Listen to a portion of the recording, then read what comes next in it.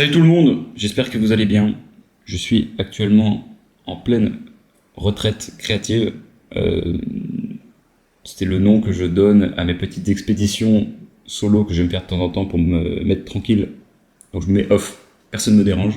Et c'est souvent pour bosser sur des sujets créatifs. Et là, vu que je suis plutôt enjaillé à l'idée de vous faire des vidéos sur cette chaîne, j'ai prévu d'y dédier un peu de temps. On verra combien de contenus en sortent. Mais donc, on va commencer par traiter ce premier sujet que j'aurais certainement titré « Pourquoi tu n'as pas encore gagné 1 million d'euros ?»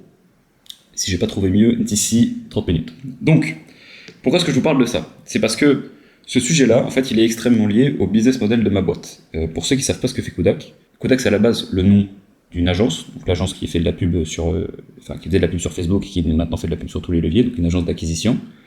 Et c'est aussi le nom du groupe Kodak. Là, le groupe Kodak a une martingale de croissance qui est très spécifique et extrêmement dépendante du fait de réussir à trouver des gens qui sont capables de gagner 1 million d'euros de chiffre d'affaires, puisque notre but, c'est de trouver des compétences chez des fondateurs qui peuvent donner 1 million d'euros de chiffre d'affaires sous 18 à 24 mois. Cette opération-là, jusqu'au moment où je vous parle, donc le 20 mai 2025, on a réussi à la faire sur 5 agences. Il y a des cas où on n'a pas réussi, je vais vous en parler derrière, mais dans l'optique de répéter cette opération-là, parce que j'ai aussi un enjeu de réussir à le refaire dans le futur, je suis amené à discuter avec énormément de fondateurs et surtout à commencer pas mal de débuts de collaboration avec des boîtes et à en arrêter plein quand on voit que les choses se passent pas comme prévu. Donc ça me donne en fait un pool de personnes auxquelles je discute qui est extrêmement large et qui m'a permis en fait de plus ou moins isoler quelles sont alors pas les compétences justement, mais plutôt les qualités individuelles chez des gens, parce qu'en fait au moment où je leur parle souvent, bon, ils savent plus ou moins faire un truc qui est le truc qu'ils vont essayer de transformer en une agence, mais moi ce que je dois juger c'est l'homme, en fait, donc la personne, l'homme avec un grand H. Et donc dans cette vidéo j'aimerais vous parler des qualités communes issues de mon expérience pour identifier des gens qui ont le potentiel de faire de l'opportunité sur laquelle ils travaillent une boîte qui fait 1 million d'euros de chiffre d'affaires. Et donc il y en a 5. Et la première, c'est l'ambition. Alors l'ambition, en fait, quand vous regardez cette vidéo, vous êtes soit ambitieux, soit pas ambitieux. Si vous êtes ambitieux, c'est impossible pour vous de concevoir qu'il y a des gens qui ne le soient pas. Et si vous êtes pas très ambitieux, enfin que vous n'êtes vraiment pas, parce qu'après il peut y avoir des différences de conception. Il y a des gens qui se croient ambitieux mais qui en vérité ne le sont pas trop. Mais bref, si votre objectif c'est plutôt de chiller, ce qui est aussi une voie entrepreneuriale sur laquelle il y a des solutions aujourd'hui, eh bien, vous vous demandez, mais à quoi bon, en fait? Et ce qui est fascinant, c'est que les deux côtés n'arrivent pas à concevoir que l'autre côté soit une philosophie de vie. Donc ça, c'est très intéressant, parce que pour le coup, quand tu vas faire une boîte 1 million d'euros de chiffre d'affaires, tu retires tous les gens qui sont là pour chiller. Et ça, c'est un petit peu le phénomène que j'avais commencé à expliciter dans la vidéo sur The Family, donc la première vidéo sur cette chaîne. C'était que, via le contenu sur YouTube, ça a énormément démocratisé le fait de lancer un business, mais ça fait que du coup, dans le pool de gens qui entreprennent, c'est une part microscopique, les gens qui veulent faire des monstres, des trucs énormes. Et c'est un problème quand tu veux faire 1 million d'euros de chiffre d'affaires, parce que c'est pas un truc qui t'arrive par hasard. En fait, c'est très rare que ça te tombe dessus, surtout encore plus quand tu fais du service, parce que le service, en fait, t'as 1000 façons de gagner de l'argent quand tu sais faire quelque chose. T'as du freelance, t'as, disons, une agence qui fait full EBITDA mais qui est pas en mode grosse croissance, et t'as une agence qui va faire 1 million d'euros de chiffre d'affaires sous 18 à 24 mois. Et ça, c'est la version hyper croissance, entre guillemets, d'un business de service. Donc, ça fait que l'ambition, c'est un truc qui souvent fait défaut à tous les gens avec lesquels ça se passe pas très bien. Enfin, leur boîte, d'ailleurs, chez nous ou pas chez nous. Hein. Et donc, j'ai trouvé que le point commun entre ces fondateurs sur lesquels, justement, inversement, ça se passait bien, c'est que c'était un peu... Il y avait un genre de naïveté que je partage, c'était des rêveurs, en fait. C'est des gens qui ont des rêves, parce que pour vouloir faire un truc qui grossit aussi vite et s'infliger la souffrance que ça va nécessiter, et souvent, il faut pas juste vouloir de l'argent, parce que si t'es pas con, en fait, et que t'es un peu rationnel, il y a des voies pour gagner de la thune qui sont beaucoup plus simples. Faire du free, et moi, j'ai un ami qui est vidéaste et qui a réussi à faire en sorte de travailler 4 jours par mois et de gagner 25 000 euros par mois. Ça lui a pris 4 ans et en fait il bosse qu'avec des énormes marques sur un use case très précis.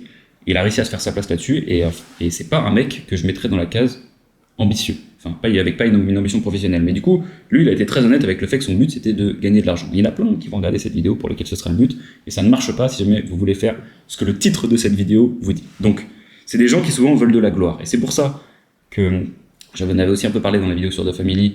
C'est si rare en fait d'en avoir, c'est parce qu'aujourd'hui c'est pas des modèles qui sont hyper démocratisé même je trouve dans notre ère, c'est surtout encore plus dans la culture européenne et particulièrement française. Et donc il faut aller les chercher dans le passé. Alors, il faut que je l'ai sous la main. Je suis en train de profiter de cette petite retraite pour lire ça, qui est un banger absolu. Donc, biographie de Gaulle. C'est le tome numéro 1. Donc, je pense qu'il y en a un à peu près de la même taille, voire plusieurs. J'avoue, je ne suis pas allé aussi loin parce que j'avais des doutes sur réussir à finir celui-là.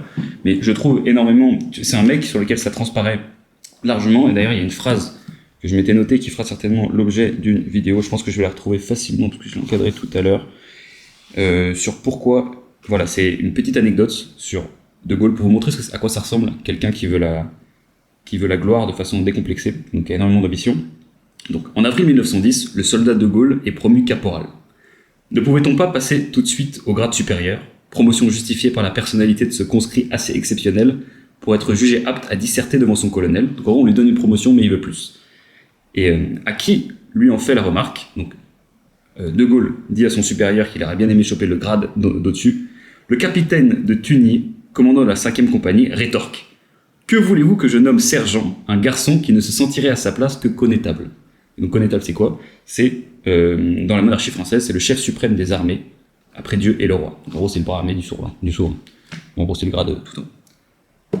Voilà. Pour moi, c'est à ça que ça ressemble quelqu'un d'ambitieux. C'est quelqu'un qui n'arrive pas à ne pas vouloir faire quelque chose de gros. C'est-à-dire que c'est ancré dans sa peau, il n'arrive pas à s'en débarrasser. Il voit que parfois ça lui casse les couilles, mais c'est comme ça, c'est dans ses gènes. Et donc, je trouve que des exemples comme ça, en fait, souvent quand tu vas parler d'ambition, ou des faits de vouloir faire quelque chose de gros, on va toujours te demander pourquoi. Et en fait, c'est une bonne question, parce que c'est quand même plein de souffrance, c'est un truc où tu vas te sacrifier pour potentiellement pas grand-chose, c'est extrêmement risqué. En fait, t'as des voies beaucoup plus intéressantes que ça. Mais ces gens-là, en fait, ils se posent jamais la question parce que c'est en nous. Et donc ça, c'est un truc qui est une grande facilité quand tu veux t'engager sur cette quête, la quête dont je vous parle. Et donc, maintenant, à quoi ça ressemble une boîte ambitieuse, surtout quand tu fais du service? C'est une boîte qui est construite pour pouvoir un jour être énorme. Donc, c'est pas juste du travail dur, c'est des gens qui, en fait, comme ils veulent créer un truc gigantesque, ils vont faire en sorte de mettre du leverage un peu partout dans leur boîte. Donc, ils vont chercher constamment à se remplacer, ils vont chercher à mettre de l'automatisation, ils vont, en fait, chercher à chaque fois qu'ils sont en train de faire un truc à se dire, ok, comment quelqu'un d'autre peut le faire à ma place, ou comment une machine peut faire un bout à ma place. Et à chaque fois, ils se remplacent, puis ils vont faire autre chose, puis ils se remplacent, etc. Donc, c'est une vision très différente de si, par exemple, tu veux faire une vache à lait, et en tant que fondateur d'agence, et donc auquel cas, tu peux avoir envie de te dire, bon, bah, je vais économiser un salaire en me mettant, par exemple, directeur commercial ou directeur marketing. Je vais occuper une place qui m'aurait coûté un énorme salaire et je vais le faire moi-même. Et c'est pour ça qu'il y a beaucoup de fondateurs d'agences qui font encore la vente. Moi, c'est un truc que je ne fais pas. C'est parce que on peut en discuter des heures, parce que ça peut aussi être une erreur de se remplacer trop vite selon le stade de sa boîte.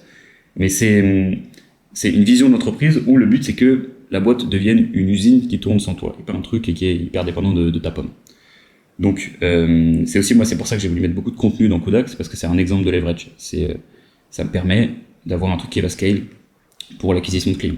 Donc, à chaque fois quand je pense à l'ambition, j'essaie toujours de me rappeler un boulanger et Elon Musk qui travaillent le même nombre d'heures dans leur journée. Donc, laisser ça descendre, ça veut dire que ce qui constitue les heures de travail dans leur journée produit des résultats radicalement différents. Donc, et alors, il y a encore des enculés qui vont me dire qu'ils n'ont pas le même point de départ. Je vous emmerde, c'est vraiment, c'est esquiver le sujet. Tout ça pour dire qu'il y a deux personnes qui au même point de départ peuvent travailler le même nombre d'heures dans leur journée selon les trucs sur lesquels ils travaillent. Il n'en résultera pas la même chose derrière. Et donc, c'est quoi la différence entre les deux? C'est souvent qu'il y a un autre mec qui est plus ambitieux que l'autre, qui va bosser qui va mettre du levier un peu partout dans sa boîte. Donc voilà, c'est la première chose, c'est l'ambition. La seconde, c'est le courage. C'est une qualité extrêmement rare, que j'identifie souvent en voyant les mecs qui sont capables de retourner la table.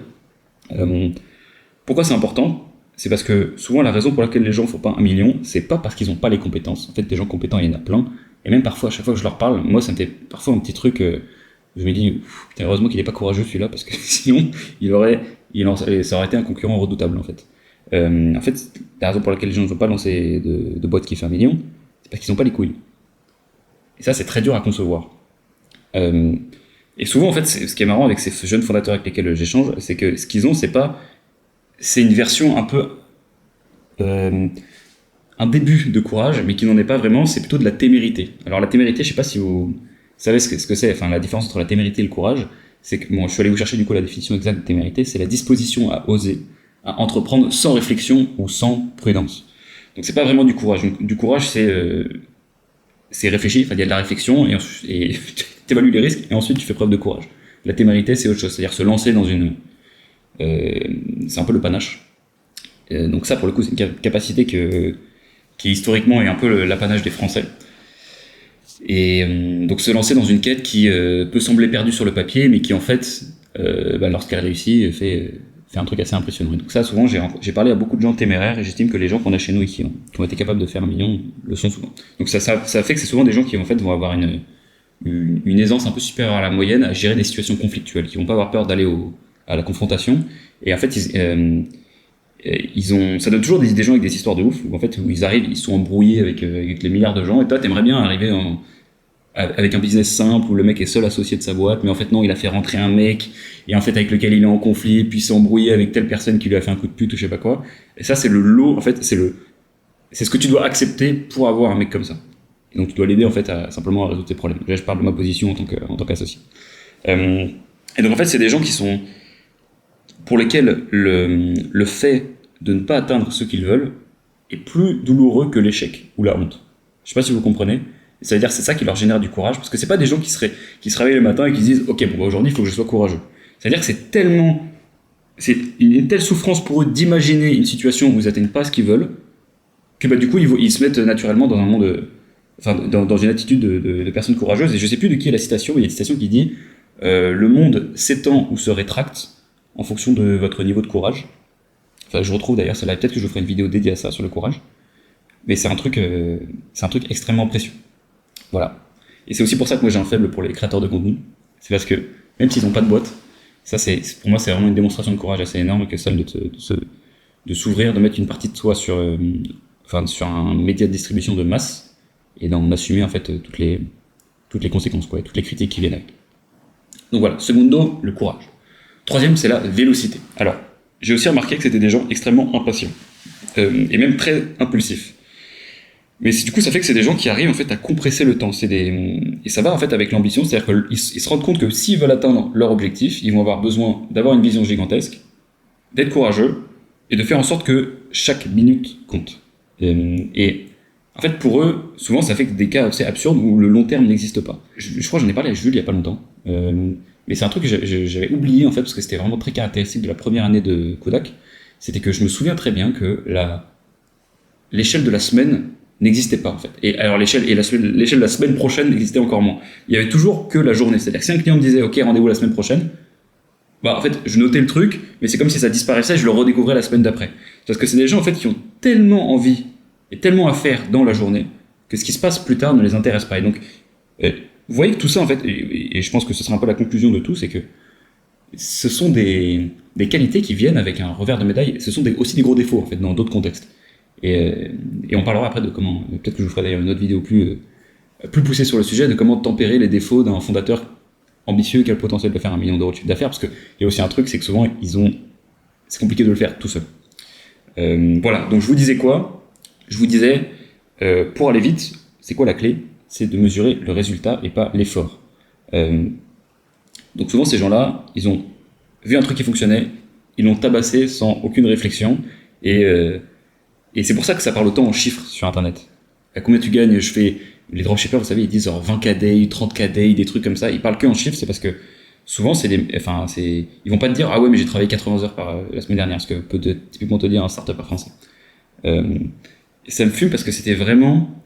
Nous, on a un fondateur chez nous qui s'appelle Jules, qui a monté. J'en parlais juste avant d'ailleurs, je l'ai pas présenté, et qui a monté une boîte qui s'appelle Netcord, qui fait des serveurs Discord. Donc les serveurs Discord, son go-to-market, comme on dit, il l'a fait sur les projets Web3, donc les projets NFT, qui avaient besoin de construire des serveurs. Et c'est un mec qui, en fait, s'est pas embarrassé de réflexion quand il a commencé. Il s'est inscrit sur Malte, il a vendu sa première prestation, et c'est un truc qu'il avait jamais délivré, il n'y avait pas de produit, etc. Il savait même pas qu'il pouvait le facturer. Quand il a réussi à le facturer, là, le monde s'est ouvert, et tous les gens qui ont eu cette expérience-là le savent. Le jour où tu factures un truc qui est sorti de ta tête, le monde devient extrêmement différent et tu peux plus revenir en arrière. Et en fait, ensuite, il a tabassé ça jusqu'à ce que tout à coup, la bulle explose. Et c'est assez impressionnant parce que très rapidement, je crois qu'il a gagné 15, 20, 25 000 euros par mois juste sur ces trucs-là, mais extrêmement vite. Et quand il avait 17 ans. Donc ça, c'est un truc que j'ai beaucoup apprécié découvrir chez lui, c'est qu'il était capable d'être véloce. C'est aussi des mecs qui se passionnent pour beaucoup de choses, qui sont des gens très passionnés, qui se passionnent régulièrement pour des trucs. qui sont très intenses sur un moment défini, et qui ensuite tout à coup se lassent. C'est aussi pour ça que c'est tout ce que je vous dis en fait, c'est une très bonne qualité pour faire 1 million d'euros de chiffre d'affaires, mais ensuite il faut apprendre à les tempérer. Et souvent, je vous donne la conclusion, comment est-ce que tu tempères un défaut comme ça? Tu le tempères soit avec des gens, souvent des associés qui ont les qualités inverses, soit avec du process. Donc tu définis que désormais dans ta boîte, ce sera fait de cette façon-là et pas d'une autre, et tu fais en sorte que ça ait un poids. Et moi je pense à ça parce que j'ai souvent envie de changer de ligne éditoriale en contenu. Et bon, à un moment il faut se mettre d'accord sur cette chaîne, on fait ça et tout. Bref, c'était mon petit détour. Donc il y a une notion qui est très importante dans la vélocité. Qu'est-ce que ça permet en fait, la vélocité? Ça permet de battre le fer tant qu'il est chaud. Battre le fer tant qu'il est chaud, c'est ce moment où vous êtes inspiré par quelque chose, vous avez une idée, et il se passe un moment où il s'ouvre une période, ça peut durer parfois 2 heures, parfois ça peut durer une semaine, où vous avez, le ressenti de la difficulté du travail est divisé par 10. Tout est plus facile. Et donc, ces gens-là, en fait, dont je parle, ce sont des gens qui constamment, en fait, se retrouvent à délivrer énormément de choses parce qu'ils sont constamment en train de travailler sur un truc par lequel ils sont inspirés. Et du coup, ils arrivent à aller extrêmement vite. Et ça, c'est incompréhensible par quelqu'un qui n'a jamais été passionné par son travail. C'est pour ça que je les plains énormément, tous ces gens-là. C'est parce qu'ils n'ont jamais vécu ce truc-là où tu as envie de t'enfermer chez toi pour bosser sur un truc qui te passionne. Et ça, c'est que comme ça que tu arrives à produire la vitesse nécessaire pour atteindre ce genre d'objectif. Et donc, malheureusement, ça va aussi avec le fait que ce sont des gens qui sont perpétuellement insatisfaits de la vitesse de leur boîte, qui ont toujours l'impression qu'ils peuvent aller plus vite. Et surtout, quand ils sont sortis de ces phases d'inspiration, quand la passion part. Je sais, moi, il y avait un moment où j'étais absolument passionné par faire les RTTM les Road to 1 Million, les RTTM sur YouTube, et à un moment, ça a disparu, j'avais plus envie de le faire. J'en faisais de moins en moins, etc. Et tout. Ça m'a fait pareil avec le podcast Road to Scale. Et ce sont des choses sur lesquelles je sais que c'est le défaut qui va avec ma qualité, que parfois je suis capable de faire des trucs rapides, de faire progresser des trucs très vite sur une faible quantité de temps. La raison pour laquelle les gens avancent pas, c'est parce qu'ils sont pas assez décisifs. Et ça, c'est la qualité numéro 4. C'est parce qu'en fait, et pourquoi est-ce qu'ils sont pas assez décisifs? C'est parce qu'ils attendent de savoir pour décider. Sauf que, à partir du moment où tu attends d'être sûr à 100% pour faire quelque chose, il n'y a plus d'opportunités entrepreneuriales. Parce qu'en fait, tous les gros lâches s'en sont aussi rendus compte. Donc c'est terminé pour toi. Là, il n'y a plus d'opportunités, il n'y a plus de risques à prendre, tout le monde le sait. Donc en fait, finalement, les gens qui attendent d'être sûrs pour décider sont des gens qui ne lancent jamais rien. Et en plus, ils sont... Je prends un exemple sur le lancement de Linker, du coup, qui est une agence qui à la base était donc agence spécialisée LinkedIn, qui aujourd'hui c'est LinkedIn et Relations Presse. On s'est pas posé la question, quand on a commencé à s'associer avec Mathieu Pimor, de se dire quelle est la taille du marché de gens qui consomment des posts LinkedIn auprès d'une agence par an. Est-ce que c'est une bonne opportunité? En fait, il y a ça, c'est une façon de faire qui est extrêmement conseil en stratégie. Et je vois beaucoup d'amis et même d'alumni d'HEC, etc. et tout, que j'ai rencontrés qui ont parfois été mes clients, et où j'étais fasciné de voir en fait tout le travail qu'ils avaient. Ils avaient beaucoup plus bossé que moi sur l'opportunité qu'ils étaient en train de traiter. Mais c'est aussi parce que quand ils sont plus âgés, ils ont plus de ressources à attribuer là-dessus, donc peut-être que j'aurais fait pareil. Mais c'est des gens qui, du coup, encore une fois, font preuve de lenteur. Ils ne savent pas être décisifs. Ils savent que choisir entre des options qu'ils connaissent parfaitement. Mais le problème, c'est que ça marche pas si tu veux faire un truc rapide. Et c'est une qualité que j'admire beaucoup chez tous les petits fondateurs qu'on accompagne, c'est le fait d'être capable de décider quand tu as des informations partielles sur quelque chose. Et en fait, si on le simplifie, c'est quoi? C'est l'intuition, que tu es un peu obligé de suivre dans un environnement un peu obscur. Et donc nous, on l'a fait, il y a pas mal de fois où ça a payé. Donc on avait le sentiment, par exemple, que LinkedIn allait être un canal d'acquisition énorme pour le B2B, c'était il y a 5 ans, 5-6 ans. Et j'ai pas attendu j'ai pas appelé 100 personnes pour savoir, salut, est-ce que tu as trouvé un client avec LinkedIn? Ce sont des choses qui, de grosses boîtes, quoi. Et donc forcément, être décisif, ça implique d'accepter que dans ta boîte, il faut avoir une tolérance à l'échec, puisque l'intuition, elle n'a pas raison tout le temps, et quand tu vas agir vite sans connaître, tu vas accepter que tu vas te tromper plus souvent. Mais ça n'est pas un problème si tu restes décisif. C'est-à-dire que si tu ne te fais pas paralyser par le fait d'échouer, et que tu es capable de re-être décisif après l'échec sur ta première décision. Donc pour ça, je continue sur l'exemple de Linker, qui à la base était uniquement spécialisé dans le fait de faire des posts LinkedIn. Très vite, on s'est rendu compte que c'était un marché sur lequel il n'y avait pas forcément la place pour une agence qui grossissait à vitesse grand V. parce que la valeur est assez faible, avoir juste quelqu'un qui tes posts LinkedIn. Et par contre, quand tu es un conseiller en communication digitale pour le B2B, que tu te spécialises sur les agences et aussi sur les grands groupes qui ont des enjeux de communication, donc c'est ça le truc sur lequel on a abouti, que tu fais une stratégie LinkedIn et une stratégie presse, bon bah là pour le coup, c'est quelque chose qui a été en fait le pivot qui a suivi le go-to-market. Et d'ailleurs, en fait, les agences qui grossissent au-dessus d'1 million ressemblent rarement, enfin, n'ont pas toujours le même produit, ont jamais le même produit que celui qui les emmenait à 1 million. Donc, où est-ce que je veux en venir avec tout ça? C'est que le fait d'avoir été décisif au début fait que même quand on s'est rendu compte que c'était imparfait, enfin, la décision qu'on avait prise, et ben, le fait d'être redécisif pour retweaker cette décision en un truc meilleur, et bon, bah, ça a fait que finalement, il n'y a pas eu de problème. Et la cinquième et dernière qualité, c'est l'honnêteté envers soi-même. Ces gens qui réussissent, souvent, ils se racontent pas de bobards. Quand ils n'ont pas avancé, ils savent que c'est de leur faute, ils sont extrêmement durs avec eux-mêmes. Ça vient du coup avec un défaut ils sont plus enclins à ressentir de la culpabilité, ce qui est assez pénible et souvent un peu paralysant. Mais c'est aussi d'ailleurs pour ça qu'il y a beaucoup d'entrepreneurs qui la désactivent, cette culpabilité, et que ça en fait un peu des personnages que le grand public ne comprend pas bien. Donc c'est des machines, enfin c'est des assassins en fait, c'est des tueurs en entrepreneurs. Mais c'est des gens où tu as l'impression qu'ils n'ont pas d'empathie, alors que c'est pas du tout ça. C'est juste qu'ils acceptent de ne se juger qu'à l'aune du résultat. Et ils font jamais de remise en question personnelle quand un truc fonctionne pas. C'est ça marche, super, je continue, ça marche pas, bon bah c'est un point de data, qu'est-ce que je fais derrière qui va marcher. Et là où c'est très compliqué de faire preuve de cette qualité, surtout au vu de la jeunesse des fondateurs souvent qu'on accompagne, c'est que plus t'es jeune, plus t'as un genre d'ego qui va se mettre en travers de la route et qui va faire que tu vas essayer de te préserver de la douleur d'accepter que c'est ta faute si les trucs se sont pas bien passés. Et donc là-dessus, il faut que tu fasses un choix. Soit t'acceptes pas la souffrance d'avoir échoué et tu te mens, mais dans ce cas-là, tu peux pas atteindre ton objectif. En fait, c'est un choix entre les deux. Et du coup, ces fondateurs-là qui ont réussi à faire 1 million, ils ont en moyenne une honnêteté envers eux-mêmes qui est plus importante. Ce qui est très paradoxal parce que derrière, en extérieur, t'as l'impression souvent que c'est des gens qui ont beaucoup d'ego. Et alors que ça n'est pas le cas, en vérité. Ce sont des gens qui juste prennent beaucoup de feedback du réel et sont assez peu à l'écoute de ce que les gens pensent de quoi. Voilà pour la cinquième qualité, je vous les récapitule. Donc, pourquoi t'as pas encore gagné 1 million d'euros? C'est parce que tu manques d'ambition, tu manques de courage, tu n'es pas assez véloce, tu n'es pas assez décisif, ou tu manques d'honnêteté envers toi-même. Et donc, ne vous inquiétez pas si vous n'avez pas toutes ces qualités, la plupart des fondateurs qu'on a accompagnés ne les avaient pas toutes au début, ça s'entraîne, surtout la dernière qui est le fait de ne pas parler chinois. En fait, souvent quand on ne te parle pas chinois, tu as tendance à en retour ne plus parler chinois aux gens. Et n'oubliez pas que toutes ces qualités viennent avec un lot de défauts, et je vous ai déjà expliqué ma thèse dessus, c'est que si tu veux te prémunir contre l'autre côté de le revers de la médaille de ta qualité, il faut des gens ou du process. Voilà, je vous embrasse, c'était Théo. Bisous.